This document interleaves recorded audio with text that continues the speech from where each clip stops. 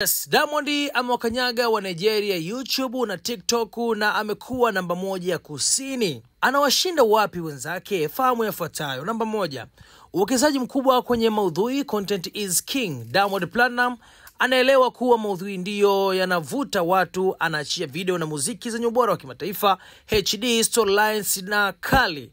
Okay, behind the scene, freestyle, interviews na live shows. Hakomi kila wiki au mwezi kuna kitu kipya kutoka kwake au Wasafi na mambo kama hayo. Amekuwa kibobea sana. Mfano, video zake zinagharimu hadi $50,000 kwa production.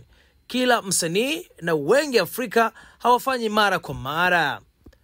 Mchango wa Wasafi, platform yake ya kujitangaza, alianzisha WCB Wasafi Label na Wasafi Media TV na radio ambayo vinampa uhuru wa kupromote nyimbo zake mara kwa mara, lakini pia vimeongeza wigo mpana kwa kufikia mashabiki Tanzania, Afrika Mashariki na diaspora. Hii ni tofauti na wasanii wengine wanaotegemea radio au media za watu wengine. Okay, nidhamu na kasi ya kutengeneza muziki. Diamond Platnumz na Simba Dangote huwa anachia nyimbo mara kwa mara, huku wengine wanachukua miezi au miaka. Anatumia TikTok na YouTube, Instagram na Facebook kwa ushawishi wa kimkakati, si kwa kumposti tu bali kukuza brandi, kuwasiliana na mashabiki na kutengeneza viral moments.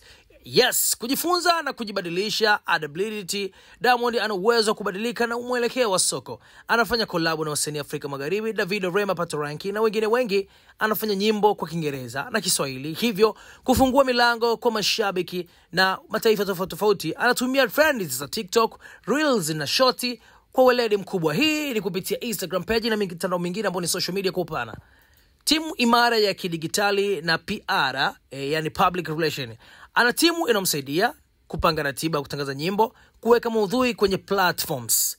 Mashabiki wake ni wenye hasira, passionate fan base. Hao ni mashabiki wa Diamond. Diamond anatafutwa sana na watu wa rika tofauti tofauti, vijana wakubwa na hata watoto. Wanamsupport kwa viewers, likes, shares, comments na challenges za TikTok, YouTube Shorts na kuendelea.